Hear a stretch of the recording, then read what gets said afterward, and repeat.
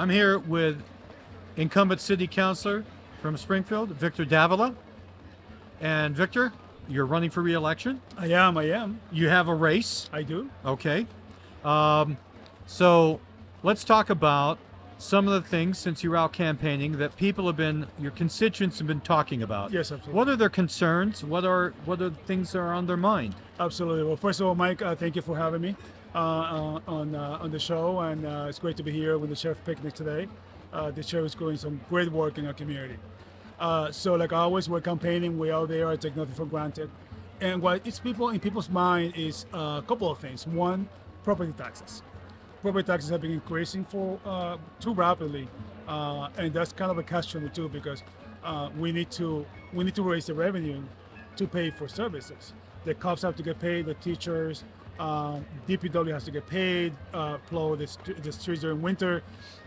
So I created a pilot revenue committee, and this pilot revenue committee is tasked with identifying new ways to bring new revenues into the city. In the very short future, we're going to be making recommendations to the mayor, hoping the mayor will adopt some of these recommendations. Because the truth is that things are getting, not only the property taxes, but the cost of inflation, Mike. I believe our last thing I read was the cost of inflation was about 8%. But the average COLA, or the cost of living adjustment, is about 2.5%. So you're in the hole in that. So that's one of the things that people have been very concerned. And of course, the another one is the litter aspect of it. Litter is one of the things that is always a problem. I do have to say that last year I created a litter committee, and we made recommendations, and some of those recommendations were adopted. And one of the recommendations, Mike, that I'm very proud of is that the school department adopted in part of the curriculum, teaching kids in elementary school about the environment and not to litter, because litter has two solutions: the short term and the long term, and including the kids is the long term. In the short term, we have a Roca out there that is doing a wonderful job with Solomon Bayman. He's doing a wonderful job. I wish you could have more crews out there, but we are constrained with the money. And of course, Mike, one of the things that people don't talk about is that I could go out there and clean up myself. But if the people are not conscientious and don't throw the trash where they belong, we're going to have a problem. Right. And so one of the suggestions that we made that we're working with DPW is to put more trash barrels at the X area. And so there's been some resistance to that, but progress is slow. A lot of times people think that progress and change happen overnight, but we're working on that very hard, and litter is one of those things that we always have to stay on top of, step on top of. Well, speaking of the X, we know that there's going to be a major Yes. traffic Correct.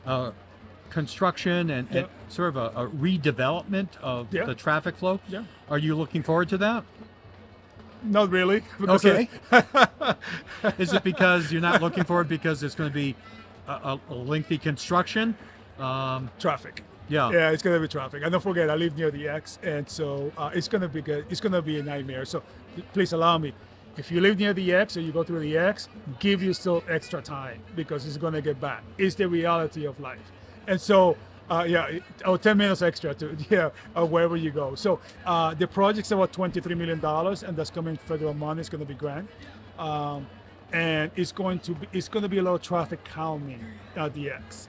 And the X is one of the top 10 most dangerous intersections in the state. Mike, if you try crossing the X right now, you're taking your life in your own hands. Right. You really are. And so it's not a need. It's not a want. It's a need. Yeah. It's a need.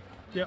But no, I'm not looking forward to the project because we're all going to get stuck in traffic. Are you concerned about the small businesses at the X being affected during the construction period? I have spoken with DPW, and they reassure me they're going to make arrangements to ensure that they're not impacted. There's going to be some pain. Right. It's just the truth. Because in essence, the X is sort of like a second downtown in many ways. Oh, absolutely. It's an economic hub in the area, absolutely. So, but they gave me assurances that it's going to be, measures are going to be taken to ensure that they're not impacted. So, in your ward, are there issues that are ongoing? You've talked about litter, we've talked about the X, but are there other issues that are ongoing that simply need additional attention? In the X area, I would say quality of life.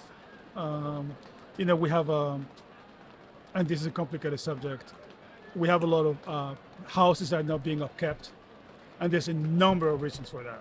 I have to say, I don't expect the 90-year-old grandpa to be there shoveling, or he shouldn't, or cutting the grass. So that's one aspect of it.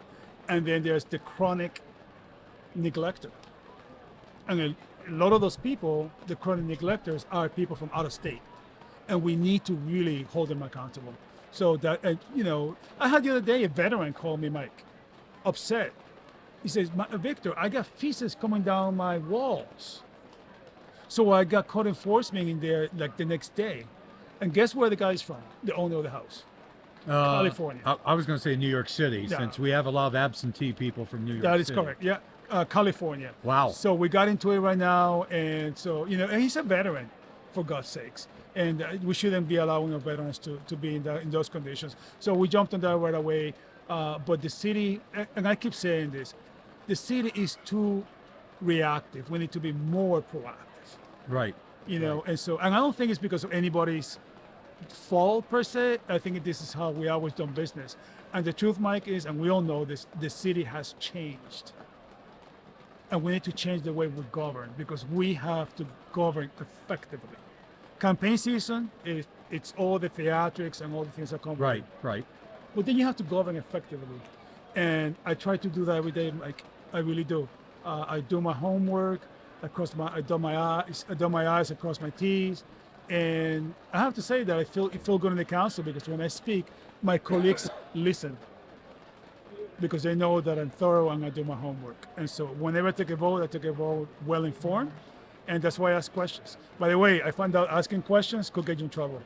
But it's okay. It can. I've learned that. Well, Victor, thanks much for sitting down with us. Thank you, Mike. Appreciate I it. really appreciate it. May I say, you're truly a scholar and a gentleman. I'm glad you have that opinion. Many people have another opinion about that. Thank you, Mike. Thank you. Thank you. God bless.